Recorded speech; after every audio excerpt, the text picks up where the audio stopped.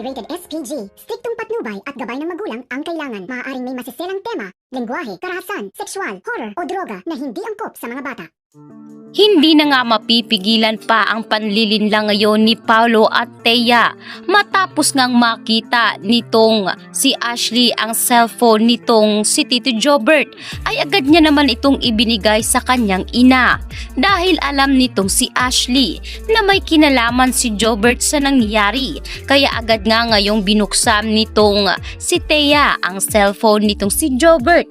Sa kasamaang palad ay nakita ito ni Edward kaya't agad niya naman itong kinuha mula sa mga kamay nitong si Thea. Pinuntahan agad nitong si Edward si Marge at ibinigay niya ang cellphone nito na pag-aari nga ng kapatid niyang si Jobert. Kaya naman sa pamamagitan nito ay tuluyan na ngang mabubunyag ang sekretong pinakaiingatan ni Paolo at Thea. Samantalang dito na nga binuksan ngayon ni Marge ang cellphone ni Jobert sa pagbabakasakali na baka ano ang nakuhang video nitong si Jobert at dahilan ng kanyang pagkahulog sa hagdanan. Kritikal ngayon si Jobert at kasalukuyang nagpapagaling sa loob ng ICU kaya dito na nabulaga si Marge sa kanyang mga susunod na eksenang makikita. Nakita niya lang naman itong si Paolo at Thea na may ginagawang milagro kahit ang kaibigan nga ni Marge ay nagulat na lang sa kanyang nakita.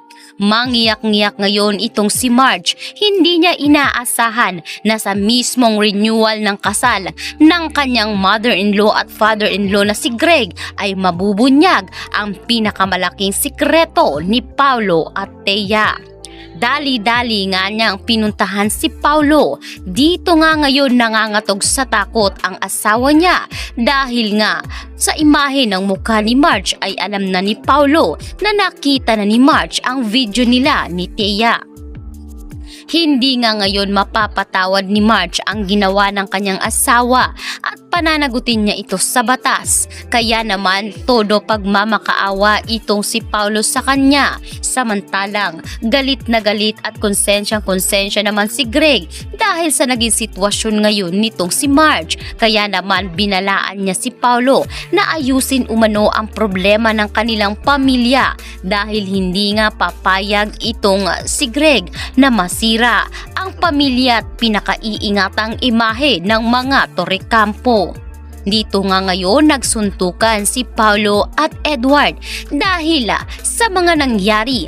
Dahil paano nga raw nagawa nitong si Paolo na lokohin ang kanyang asawa sa kabila ng pagiging mabuting ina nito, sakripisyo para sa kumpanya ay tila binaliwala ni Paolo ang lahat ng hirap na ginawa nitong si Marge. Habang todo awat itong si Thea, wala siyang nagawa sa galit ng kanyang asawang si Edward dahil isa rin siya sa mga naging ahas sa pamilya Torrecampo.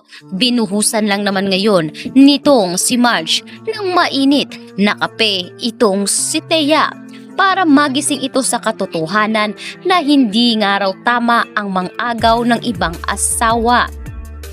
Habang sa renewal naman ngayon ng vows ng kasal nitong si Regina at Greg ay dito nga napagtanto ni Paolo na malaking pagkakamali ang ginawa niya at malaking sakripisyo naman ang ginawa ng kanyang inang si Regina para manatiling buo ang kanilang pamilya. Ngunit ang sakit at sugat na ginawa ni Paolo kay Marge ay malabo na nga itong magpagtakpan.